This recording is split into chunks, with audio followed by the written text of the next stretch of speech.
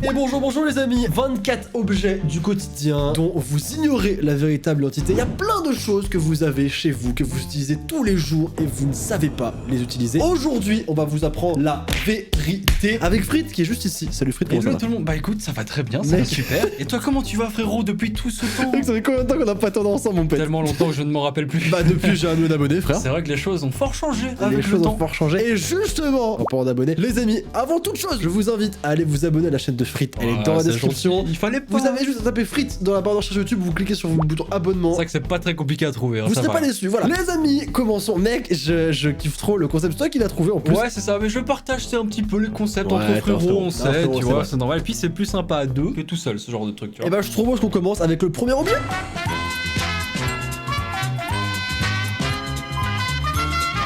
Le trou du bic. Mec, c'est vrai qu'en vrai, j'ai jamais compris pourquoi il y avait un trou. Pour moi, c'était l'encre Il qui y a un évitait de trou dans ce sécher. capuchon là. Non, bah, lui, c'est un game super, lui.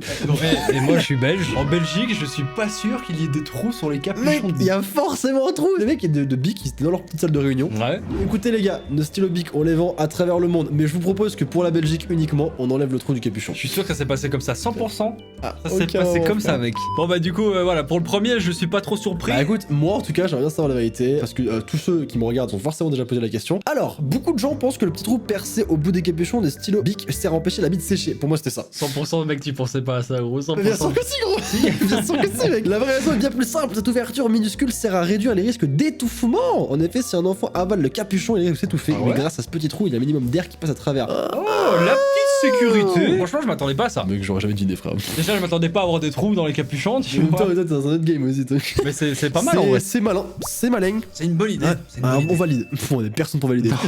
Mais c'est validé. Hein.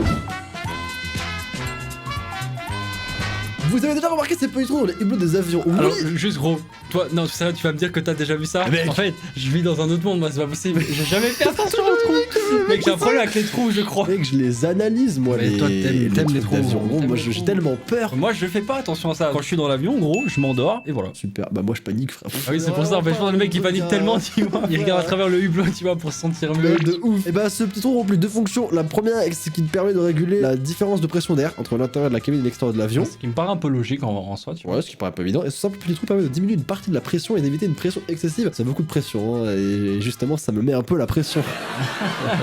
Excellent, on adore. Ouais, c'est drôle. Hein. La seconde utilité, le trou protège aussi le hublot de la buée. Ah, c'est pour ça qu'il n'y a jamais de buée sur les fenêtres des avions. C'est vrai qu'on se pose tous la question de pourquoi est-ce qu'il n'y a pas de buée sur les hublots, hein. Est-ce que ça intéressait quelqu'un ici? Ah, je crois que non, hein. Je crois qu'on s'en bat allègrement les cacahuètes pour être poli, hein. Très clair.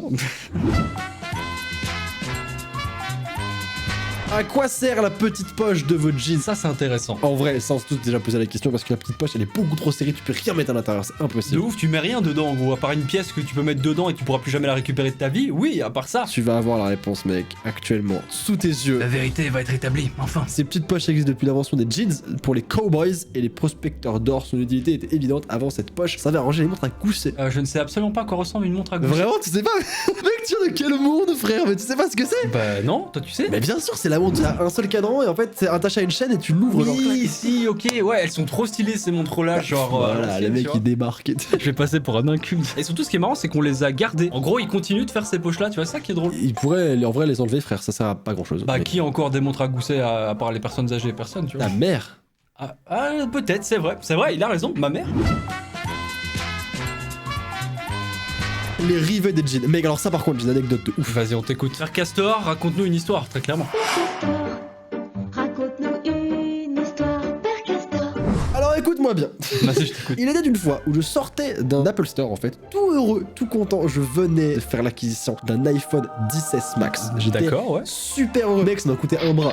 Je sais ton amour pour Apple et je sais à quel point ça coûte cher aussi. Du coup, je sors de l'Apple Store. J'étais super content avec mon iPhone, il est trop beau et tout. Je suis trop content machin. Et là, qu'est-ce qui se passe? C'est qu'en fait, je rentre en fait mon téléphone, je le mets dans ma poche et en fait, j'avais un rivet de jean justement qui était un petit peu tordu. Et lorsque j'ai mis mon iPhone dans ma poche, le rivet a fait une énorme d'énormes rayures sur l'écran du téléphone. C'est chaud.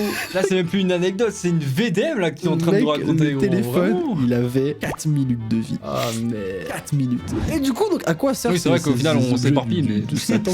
Alors, à l'époque, les coutures des pantalons ne résistaient pas aux efforts des gens qui travaillaient dans les mines. Résultat, elles avaient tendance à se déchirer. C'est pourquoi Levi Strauss, qui est le créateur de Levi, de Levi's peut-être, Ouais, bah ouais, ça. a renforcé les parties vulnérables des jeans avec des rivets bien solides. Ok, en fait, c'est des renforts en fait. tout D'accord, simplement. ouais. Donc, Ok. Bah, franchement, à aucun moment on aurait pu imaginer ça. Bah, moi, je pensais à un truc un peu plus excitant, genre t'appuyer sur les trois en même temps et mâcher les cafés sur ton jean. Ouais, bref. Bon, en tout cas, ça sert à ça, quoi. Ce qu'on vient de lire là. Mec, ça, je me suis toujours posé la question. Ça, on s'est tous posé la question un jour. C'est obligé. Bah, tu sais quoi, lis-le. Dis-nous à quoi servent les deux trous des Converse. Eh ben, la vérité.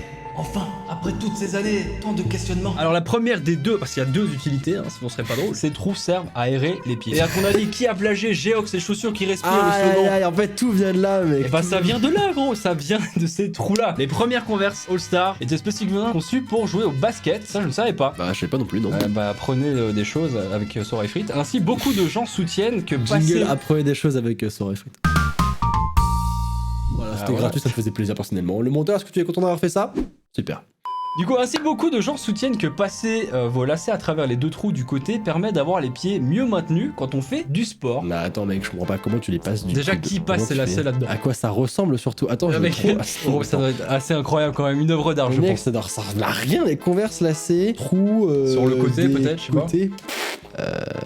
Ok. Mais alors du coup, y a personne qui le fait, du Bah coup, non, je sais mais pas à bien quoi sûr, ça mais qui ressemble. s'embêtera à faire ça, gros? Mais je suis archi curieux, je veux trop savoir à quoi ça ressemble. Attends, viens là, on charge de notre côté pour leur montrer. Ah, écoute, je sais pas, gros, je sais pas. Le monteur ou la monteuse, je ne sais pas si c'est toi et ma brique, bah écoute, cherchera, et si tu trouves... So first, you take these two laces out. Second step is to put this lace through here and back through here.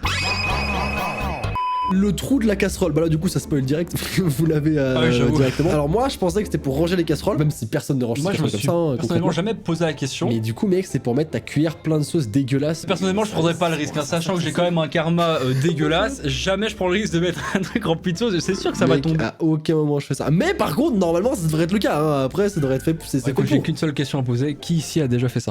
Je veux que vous le dites dans les commentaires. Ouais, on a déjà fait ça. Ça m'étonnerait qu'il y aurait des gens qui... Personne n'a fait ça. Un pouce bleu si vous avez jamais fait ça. Ah ouais, attendez, on va en avoir beaucoup alors. C'est un peu la technique du roublard, t'as compris. Ouais, en on connaît. Entre roublard, des pouces bleus, on connaît, tu vois.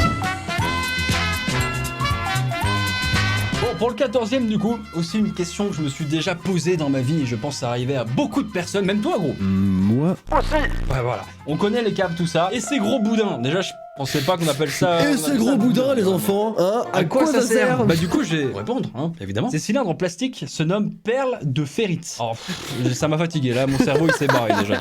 Ça commence tellement mal. Je reprends, restez, hein, je sais que voilà. La vidéo elle est intéressante, je vous assure les amis, restez C'est jusqu'à la fin. important pour votre culture générale, vous allez être plus intelligent après cette vidéo. Du coup, les perles de ferrite, ils sont essentiellement constitués de morceaux d'oxyde de fer magnétique. Mec, c'est incroyable, c'est de la science là qu'on est en train de faire, genre je sais pas. Ils permettent de réduire les parasites électromagnétiques. C'est quoi ce... Ah mais continue, t'inquiète. Il y aura plus personne après mon explication, là, ma réponse. Vous connaissez certainement le phénomène de ces étranges fritures que l'on entend lorsque l'on approche un téléphone portable en train de sonner près d'un haut-parleur. Eh bien, ces perles de ferrite servent à protéger vos appareils électriques de ce type d'interférence. Je suis sûr que personne ne m'a écouté, mais voilà, les perles de ferrite, c'est incroyable. C'est une sécurité apparemment. Et l'autre s'en bat littéralement les couilles, hein. Il est en train de manger ses chips, gros, il est en train de taper son meilleur paquet et il m'écoute absolument pas. Les petits traits en relief sous les touches F et J du clavier. Et c'est vrai que je regarde. Tout le monde regarde son clavier, même moi je regarde mon Ça, clavier. mais- C'est exactement ce que je viens de faire, mec. J'en ai pas, mais c'est sur les claviers blancs, je crois. Bah moi j'ai J et F et j'ai aussi ce petit trait, hein. Ah ouais? Ah bah parfait. Pouce bleu si vous aussi vous avez un trait en dessous de votre clavier. Ah, gros, bah, cette vidéo elle va avoir 100 000 pouces bleus en fait entre toutes les techniques de roublard là qui Et sont... toutes les techniques elles sont là, gros. Les personnes qui savent taper sans regarder leur clavier connaissent déjà la réponse. Lorsque l'on tape avec 10 doigts, les touches F et J servent de position de base pour les index. Bah je suis déçu. Moi je m'attendais à un Je truc m'attendais de ouf, hein. Je Franchement, m'attendais à genre... un secret, genre c'était un easter egg, t'appuyais sur les deux en même temps. Si t'es déçu, mets un pouce bleu sur la vidéo. Yes. La vidéo du Non, mais forcing. tout est bon frère, hein. Si j'ai pas au moins 80 000 pouces bleus à cette vidéo, je comprends pas frère.